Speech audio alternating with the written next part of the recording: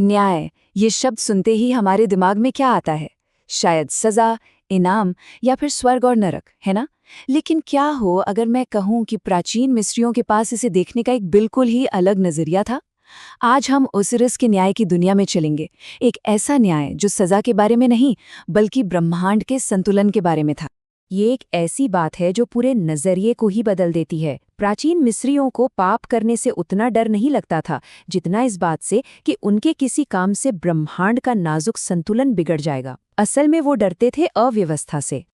तो चलिए इस आइडिया में थोड़ा और गहरा उतरते हैं। एक ऐसी दुनिया की कल्पना कीजिए जहां आपकी आखिरी परीक्षा इस बात पर नहीं होती कि आपने किसी भगवान की कितनी आज्ञा मानी, बल्कि इस बात पर होती है कि आपकी जिंदगी ब्रह्मांड की व्यवस्था के साथ कितनी मेल खाती थी। इस पूरे सिस्टम को समझने के लिए हमें मात नाम के एक कॉन्सेप्ट को समझना होगा। इसे सिर्फ एक देवी की तरह मत सोचिए। ये तो समझिए कि पूरे ब्रह्मांड का ऑपरेटिंग सिस्टम था, एक बुनियादी कानून जो हर चीज को चला रहा था।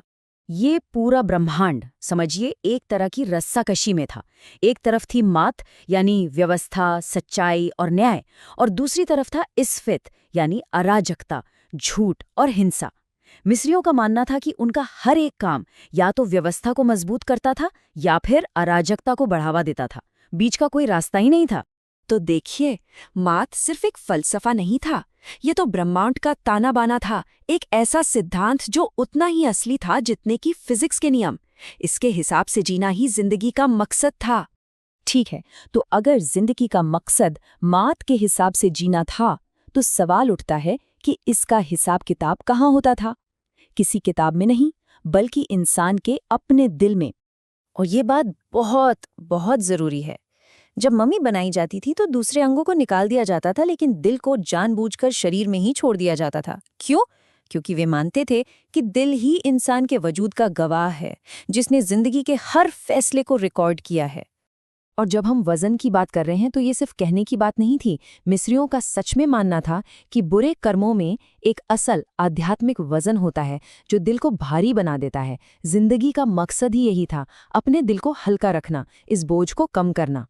तो चलिए अब सीधे उस जगह चलते हैं जहां इस वजन को असल में नापा जाता था। इसे किसी अदालत के मुकदमे की तरह नहीं, बल्कि एक क्लिनिकल, एक डायग्नोस्टिक जांच की तरह सोचिए। ये कोई इमोशनल ड्रामा नहीं था, बल्कि एक बहुत ही सटीक प्रोसेस था। आत्मा को हॉल में लाया जाता, दिल को तराजू के एक पल्ले पर रखा जाता और दूसरे पल्ले पर रखा जाता सच्चाई का सबसे बड़ा सिंबल, मात का पंख। अब इस पूरी प्रक्रिया में कई अहम किरदार थे। हर किसी का अपना एक खास काम था।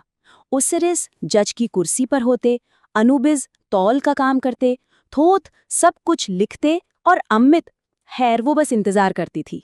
और हाँ, मरने वाला बस चुपचाप खड़ा नहीं रहता था, उससे भी इस प्रक्रिया में हिस्सा लेना होता था।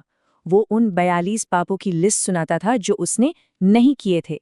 इस तरह वो साबित करता था कि उसने मात के मुताबिक एक अच्छी जिंदगी जी है। तो फिर इस पूरी जांच पड़ताल का नतीजा क्या निकलता था? दो ही नतीजे हो सकते थे, और दोनों एक दूसरे से बिल्कुल अलग। नतीजा बहुत सीधा साधा था।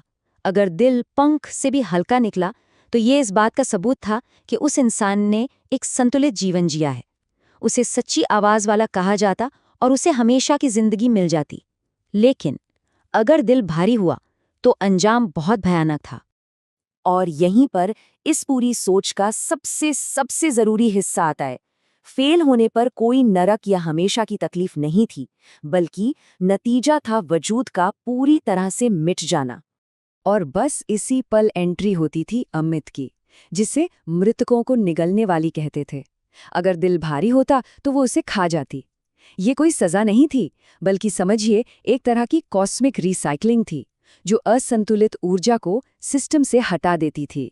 आत्मा हमेशा के लिए खत्म हो जाती थी।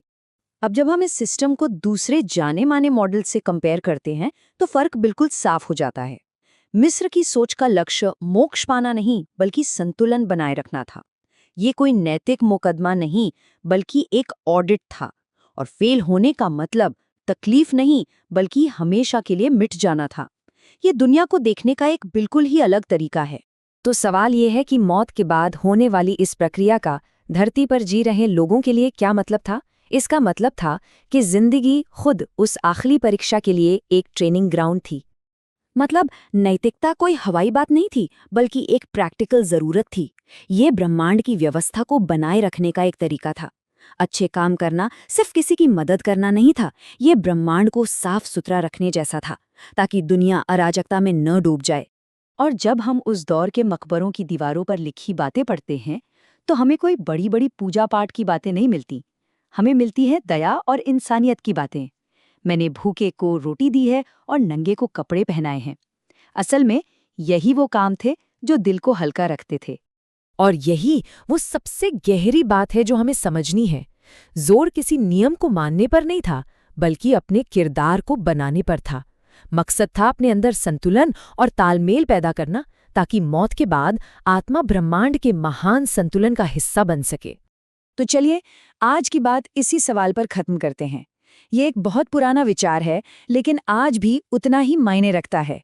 ये हमें याद दिलाता है कि शायद आखिरी हिसाब इस बात का नहीं होगा कि हमने कौन से नियम माने, बल्कि इस बात का होगा कि हम दुनिया में कितना संतुलन लेकर आए।